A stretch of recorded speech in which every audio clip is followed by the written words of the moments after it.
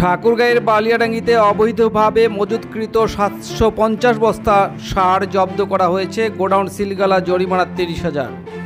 বালিয়াডাঙ্গি উপজেলার লাহিড়ী বাজারে মেসার্স মহিরউদ্দিন ট্রেডার্সের একটি গোডাউনে এ অভিযান পরিচালনা করে ৪৫০ বস্তা ইউরিয়া সার ও ৩০০ বস্তা পটাশ সার জব্দ করা হয়।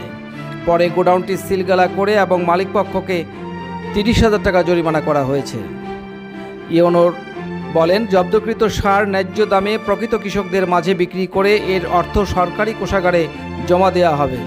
জনস্বার্থে এ ধরনের অভিযান অব্যাহত থাকবে। জব্দকৃত সার ন্যায্য মূল্যে কৃষকদের মাঝে উপজেলা প্রশাসন ও কৃষি অফিসারের মাধ্যমে বিতরণ করা হবে। আসসালামু আলাইকুম। আমরা কৃষক। বিসমিল্লাহির রহমানির রহিম। আসসালামু আলাইকুম।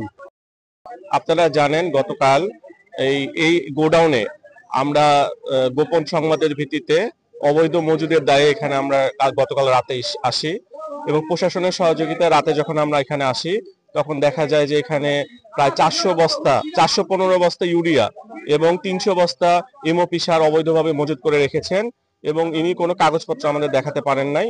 এই জন্য গতকাল রাতে উপজেলা নির্বাহী অফিসার মহোদয় ভ্রাম্যমাণ আদালতের মাধ্যমে টাকা জরিমানা করেছেন এবং যে সারগুলা ছিল সেগুলো হচ্ছে জব্দ করে সিলগালা করেছিলেন। আজকে কৃষক পর্যায়ে সারগুলা সরকার নির্ধারিত মূল্যে বিক্রি হচ্ছে। আপনারা দেখছেন যে কৃষকরা লাইন ধরে সার কিনছে। আমরা বালিয়াডাঙ্গি উপজেলা কৃষি অফিস কৃষকের জন্য কাজ করে যাচ্ছি। কৃষকরা যেন ন্যায্য মূল্যে সার পায়, এই জন্য আমরা কাজ করে যাচ্ছি। এইটা চলমান থাকবে, আমরা বিভিন্ন জায়গায় চলমান রাখবো। কৃষকরা যেন সঠিক মূল্যে সার পায় এবং সার নিয়ে যেন কোনো সমস্যা না হয়, আমরা এই কার্যক্রমগুলো চলমান রাখবো। ধন্যবাদ। আমাদের বরাদ্দ পর্যাপ্ত আছে। আমাদের কৃষকরা দেখেন আজকে এখানে যে আমরা সারগুলা, কৃষকরা কিন্তু স্বতঃস্ফূর্তভাবে সারগুলা নিচ্ছে। আমরা আশা করি বালিয়াডাঙ্গিতে যদি আমাদের মনিটরিং জোরদার হয়, আমরা যদি সবাই একযোগে কাজ করি, তাহলে সারের কোনো সমস্যা হবে না।